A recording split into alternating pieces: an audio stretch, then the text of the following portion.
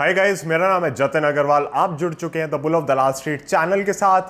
And आज हम एक ऐसे शेयर की बात करने वाले हैं जो कुछ समय बाद जागा है, कुछ सालों बाद मैं कहूँगा जागा है और कुंभकर्ण की अपनी नींद से उठता हुआ हमें दिख रहा है।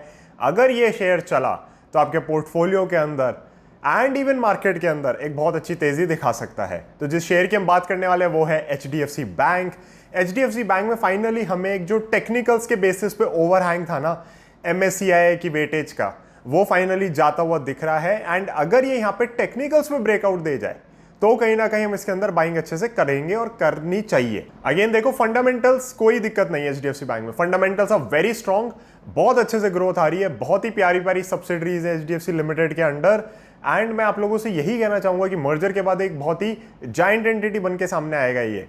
बट द थिंग इज कि टेक्निकल्स पे ओवरहैंग था और सिर्फ टेक्निकल्स पे ही दिक्कत आ रही थी, वो फाइनली हमें जाती हुई दिख रही है। बिकॉज MSCI सेड कि इसकी वेटेज बढ़ेगी आफ्टर द मर्जर। ऐसा नहीं होगा कि रिड्यूस करेंगे वो करेंगे, तो वो आप गूगल कर सकते हैं। बट हमें इतना ज़्यादा डिटेल में जाने की ज़रूरत नहीं है। वी नो नाउ कि इसके अंदर जो दिक्कत थी वो अब नहीं रहेगी।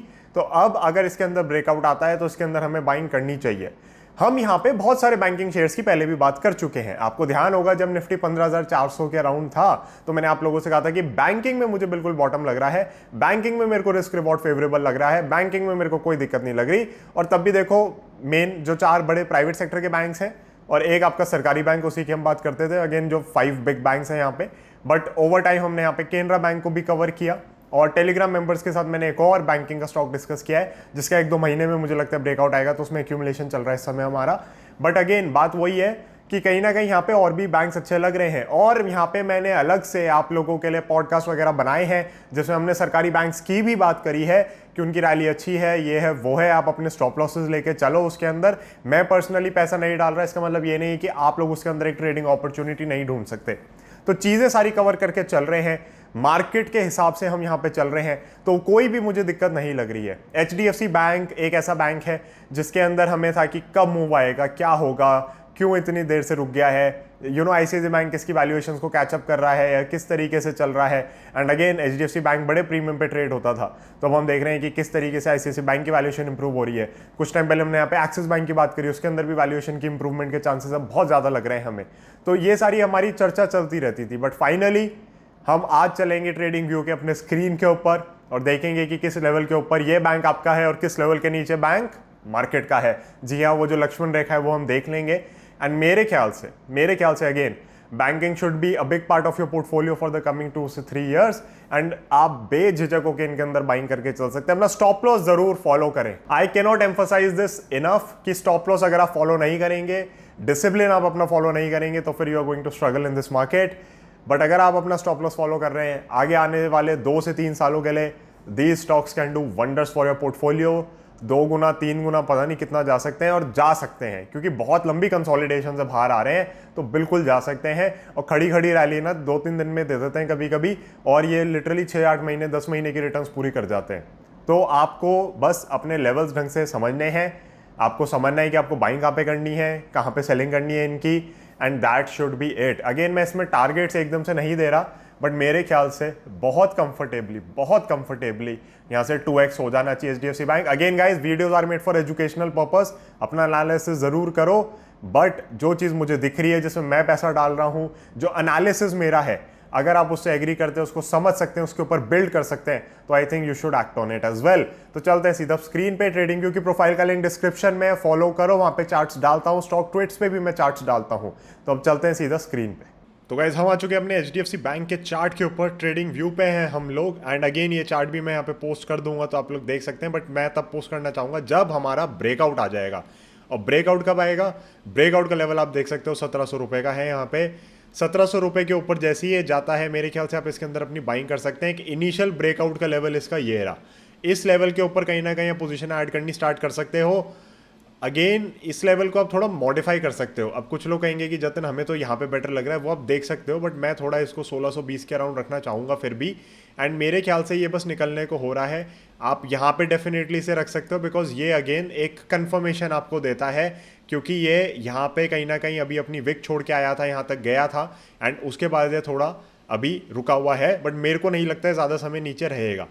ये एक ऐसा शेयर है जो नहीं चला, काफ़ी टाइम से नहीं चला, और हमने बहुत बात करी थी इसकी कि हमें बैंकिंग सेक्टर में ऐसा कोई दम नहीं लग रहा। बट जब मार्केट 15,400 200 के अराउंड थी, तब बहुत ज़्यादा डिस्कशन किया था कि यहाँ से इनमें जगह नहीं है गिरने की। और मेरे को ध्यान है कुछ लोग के ऐसे कमेंट्स आए, ये क्या मतलब है कि जगह नहीं है गिरने की? अरे भैया, टेक्निकल्स पे अगर आप देखोगे, पुराना ये हाई है, यहाँ पे आके खड़ा हो गया, कहाँ जाएगा नीचे? जगह है कहीं गिरने की? यहाँ से नीचे जाएगा तो चार्ट खराब हो जाएगा, चार्ट खराब होएगा तो फिर रिसेशन का सिनेरियो है, जो कि मैं मानने को नहीं तैयार था कि है। तो कहीं ना कहीं उस एनालिसिस के हिसाब से और इवन आज के एनालिसिस के हिसाब से मैं आपको कहूँगा कि आपको नज़र रखनी है HDFC बैंक के ऊपर बहुत अच्छे से।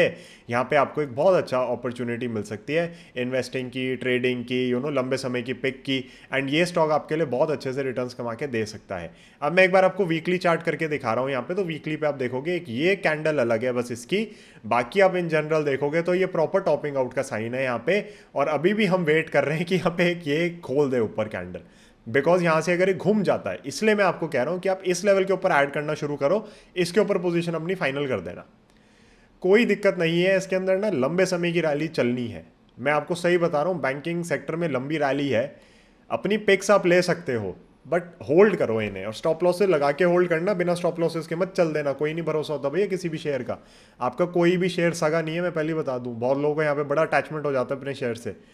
स्टॉप लॉस हिट हो, बेचो, वापस ले लो, लक्ष्मण रेखा मान लो अपनी। तो मेरे लिए वो लक्ष्मण रेखा ये है 1700 रुपये, राइट। इसके नीचे जब तक शेयर है, अगेन ऑफकोर्स ऐड करेंगे लेवल्स देख के, बट इसके अगर नीचे आता है तो मार्केट को वापस कर देंगे, इसके ऊपर जाता है तो मार्केट से वापस शेयर खरीद लेंगे। HDFC बैंक में लिक्विडिटी इतनी है कि आपको कभी कोई दिक्कत आनी नहीं है यहाँ पे बाइंग सेलिंग की।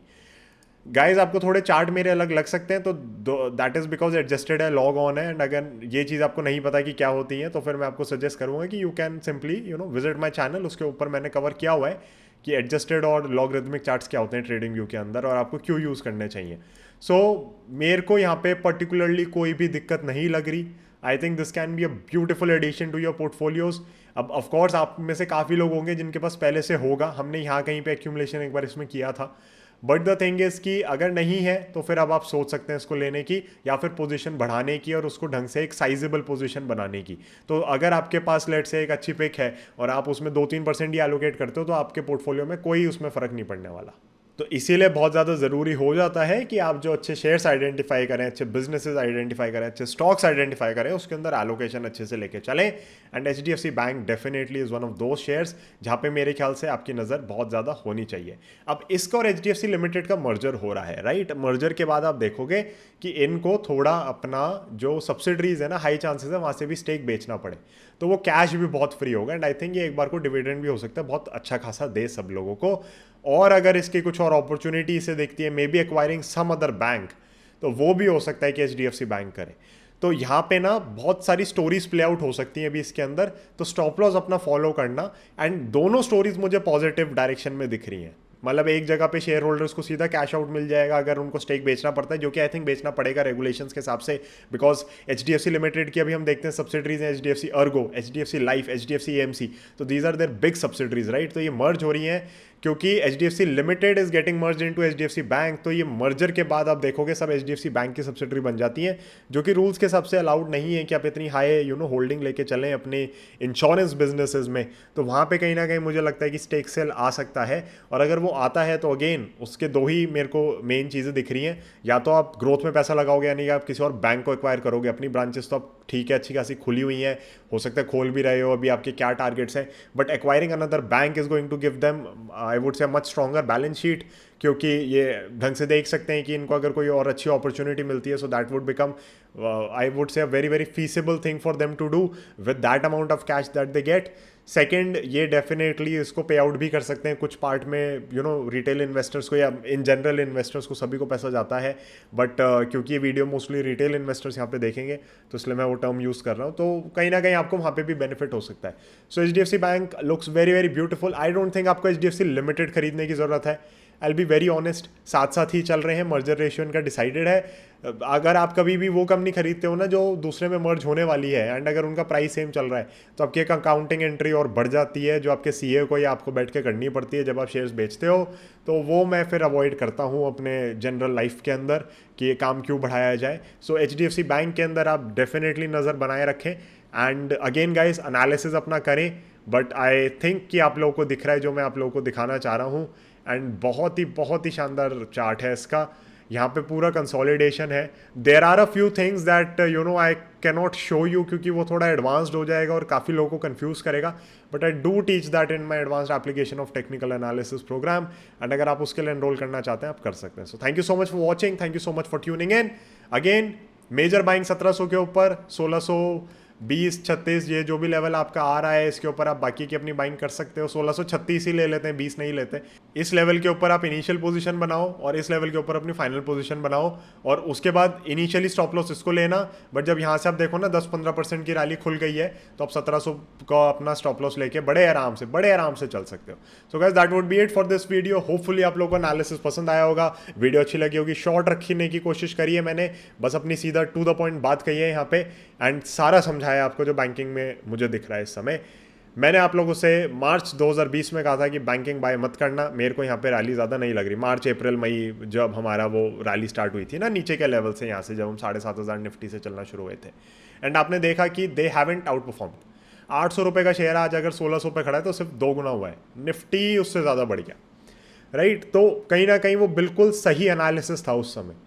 और अब मैं आपसे कह रहा हूँ कि बैंकिंग में रिस्क रिवॉर्ड इतना फेवरेबल है अगले 2-3 साल के लिए कि आप बेझिझक होकर बाई कर सकते हो। तो थोड़ा उस पर बस ध्यान देना, करना वही जो आपको ठीक लगे। आपका पैसा है, आपको मैनेज करना है। मैं भी नहीं बताऊंगा जब मेरे को बेचना होगा, बट जो चीज़ दिख रही है वो मैं आपको बता रहा हूँ। जहाँ मेरा पैसा जा रहा है वो चीज़ मैं आपको बता रहा हूँ। तो कहीं ना कहीं मेरे ख्याल से आप उसको एनालिसिस को कंसिडर कर सकते हो। So that would be it guys, thank you so much, I will see you in the next one, bye bye, जय हिंद।